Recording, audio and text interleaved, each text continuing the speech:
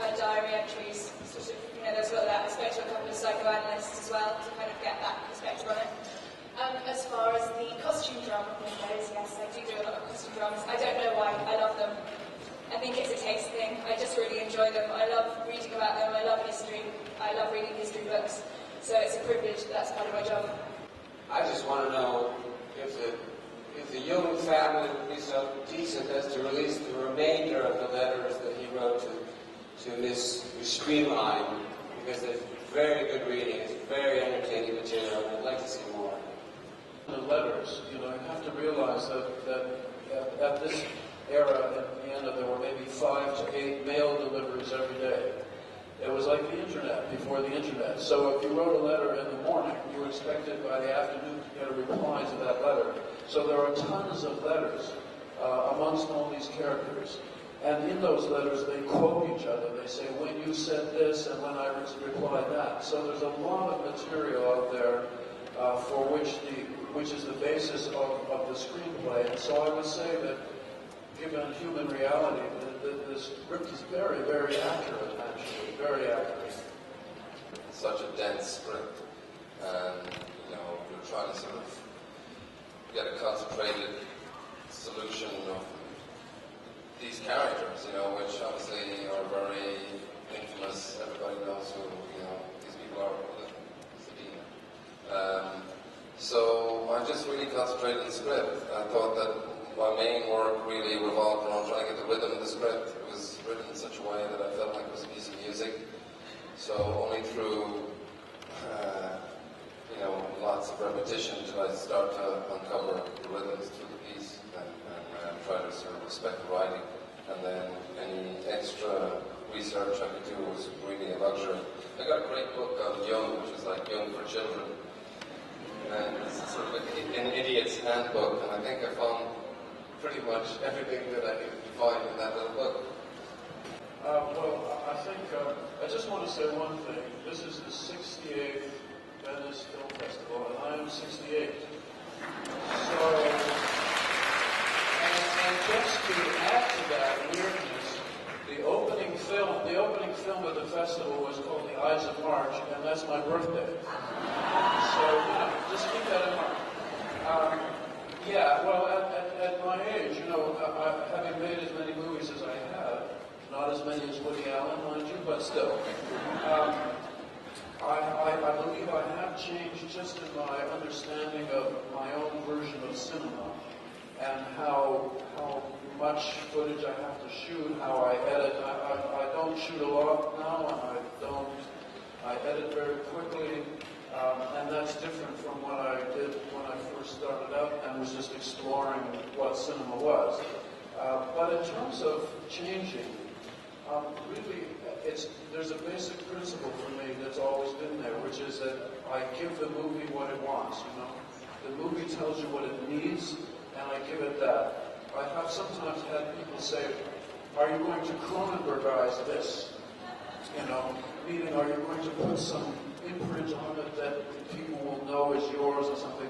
I've never thought that way, and I never worked that way. You have to be very honest with your project. Once you decide to do the script of A Dangerous Method, then my devotion is completely to the script and to the characters and to the period. There's no thought in my mind of anything else, you know? So I just shoot the movie that asks to be shot, basically. So Spider is different from History of Violence. All the movies have their own, really, they make their own demands to make them work. And that's the way it feels to me. Well, actually, this isn't, to me, is not my first period piece. Because I did Naked Lunch, which was set in the 1950s and really required the costumes and the research into William Burroughs and Allen Ginsberg and Jack Kerouac and so on, and we reproduced that era, really. Spider was also a period piece, and actually, and Butterfly also was a period piece. So for me, it's not unusual. You know, you research a location, an era, the kind of costumes people wear. It's sort of not. It's exciting because it's a challenge, you know, to give, because you can't just put people in the costumes and shoot at the locations and feel that there's a magical thing that you have to try to catch. And it's very difficult to know if you've done it or not. I know people talking about Keira being the queen of... There are some actors who somehow cannot transpose themselves into a different time. They always seem like they're in this particular time, and they don't work somehow in the past. I think there is some truth in that, you know, whereas other actors can actually transform themselves into a mentality from another era. I mean, when you read what we all read of that era, it is very different. I actually think people's brains were different in the past. You know, I think our brains have actually changed because of the technology, because of all kinds of things. So, for example, to do a movie about Alexander the Great, to do it properly, would be incredibly difficult because I think these people were like aliens to us. They were not human in the way that we understand ourselves. So even going back 100 years, 120 years, is that challenge. The way people wore their clothes and what the clothes meant to them, which is always very important for an actor, whether it's modern or not. Their nervous systems are different. So that's the challenge of doing something that's in the past. As I say, it's not the first time I've done it, but it's a fascinating puzzle. It was why I cast them, actually. It was to sort of introduce them gently to the idea that they needed help, a lot of help. And you can see they're much better people now. Before they were messes when I found them. They were neurotic, hopeless. And now they smile. See Michael? He never smiled. Now we dress ourselves. Exactly. This is a big subject, a big topic.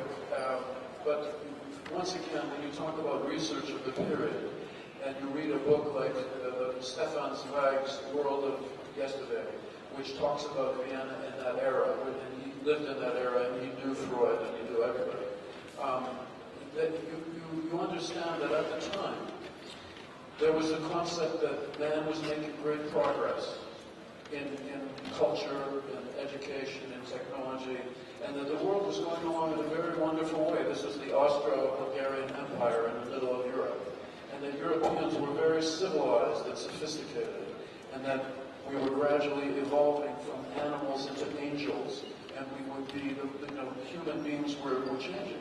And Freud, with psychoanalysis, said, this is not true. This is a very thin veneer of so-called civilization, and there are things underneath our conscious minds that rationality cannot solve all the problems of civilization. And that these things, which he called the unconscious things, could erupt in a very disastrous way, and we should be aware of them. And of course, this was on the eve of the First World War, which of course ended the dream of progress and so-called European civilization and so on.